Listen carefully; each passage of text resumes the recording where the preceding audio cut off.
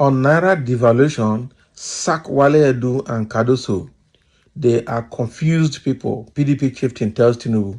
For where Tinubu will never sack Wale Edun and Cardoso. They are his key people. They are holding his back. He's using them to get what he wants. Wale Edun is very old man I don't think that man understands how to run an economy.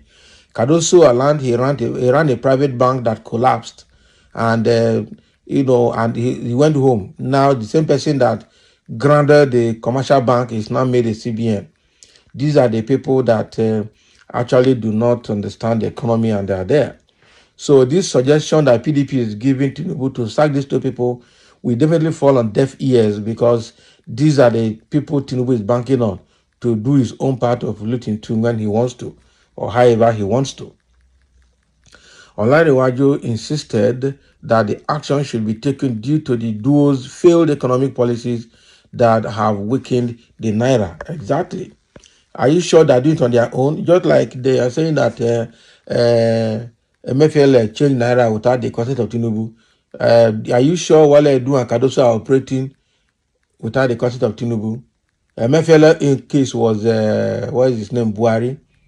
They said he changed Naira without the consent of Buhari. Are you sure these two people are working without the consent of Tinubu? They cannot deny that. Okay?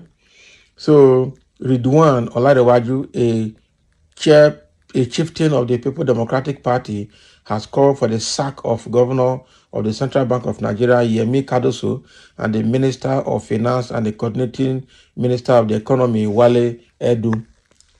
He stated that they are confused individuals who were allowed in office because their godfather rigged the 2023 presidential election. Olarewaju insisted that the action should be taken due to the duo's failed economic policies that have weakened the Naira. Speaking in an interview with Legit, the PDP chieftain argued that the clamp down on the cryptocurrency giant Binance would be unnecessary if Cardoso and Edun had effective economic and monetary policies. He maintained that Binance had been in the country for a long time and the cryptocurrency company should not be held responsible for the devaluation of the Naira. Olarewaju lamented that the ruling party was always playing the victim card and not taking up responsibilities. He explained that the APC has fought against parents who sent their kids abroad for schooling. It has fought the Bureau de Change operators, has fought many others rather than implementing economic policies to strengthen the Naira. He said Mr. Cardoso and Wale Edun are two confused people who found their way into power because their godfather rigged his way into Aso Rock, not because they are truly qualified. It is sad that Tinubu continued from where Buhari stopped. The government of Paddy, only in Nigeria will the country's financial officers adopt unreal policies to protect the weak currency and recruit many bodies to carry out day-to-day propaganda on media. Binance was never an issue. Binance had been in Nigeria long before these people came to power. Mr. Cardoso, under the president's instruction, floated the Naira at the very wrong time, which led to borrowing money to defend the Naira. They choose to blame finance because they are not used to taking responsibility. They have blamed parents who have kids schooling abroad. They have blamed the Bureau de Change operators, and they hope they won't one day blame God for their own frivolous actions. The only solution is for the president to sack both Wale Edun and Yemi Cardoso, and then recruit worthy candidates to who can create proper policies that will change the current system. The question is, does the president himself understand the country's real situation? The answer is no. This guy has Ridwan Olarewaju. The guy is very, very angry. And he has just spoken the mind of Nigerians. That's exactly what Nigerians have been saying. You are arresting Binance. And you were here, Binance was promoting government and football sports in Nigeria. You are here, Binance has been, advertising, putting billboards everywhere, and you are collecting the advertisement money from him.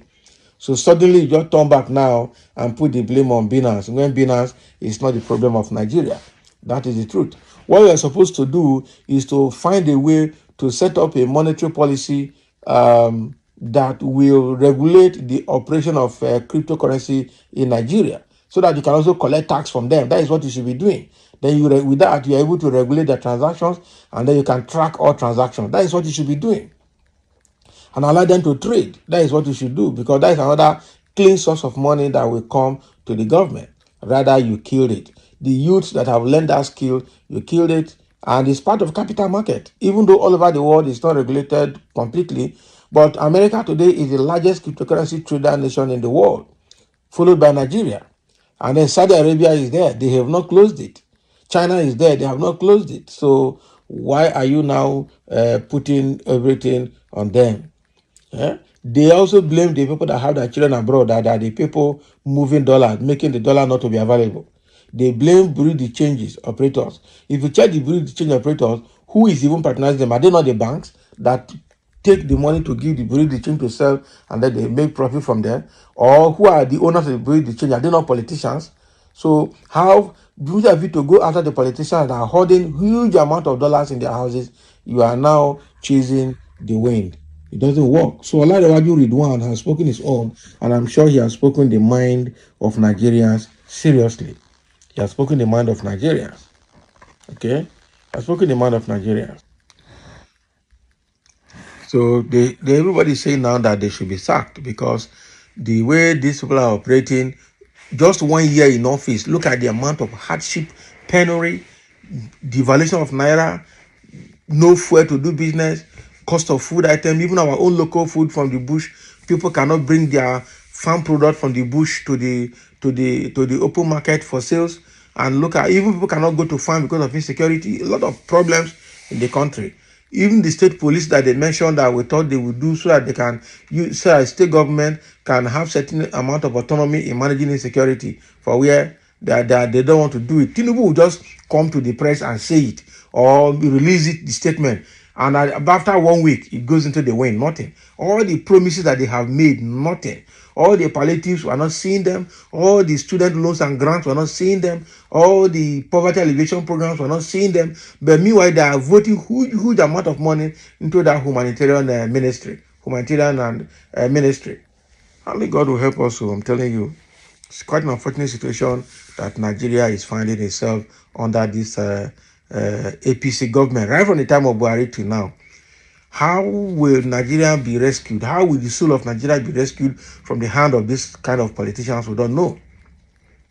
So calling for the sack of Cardoso and Wale Edun is just something that pouring water on the stone. It will run off. They will not listen, because these people are members of the same, do I call them company, or members of the same group. They will never, it's like they have taken covenant on how they will run Nigeria. It's only God that will deliver Nigeria from their hand. Frankly speaking, it's only God that will deliver Nigeria from the hand of these hyenas, according to Professor Pielo Lumumba from Uganda or Kenya. These guys are hyenas, political hyenas. That is what they are. They're just preying on every part of the economy and satisfying themselves. So thank you for listening, and let's have your comment.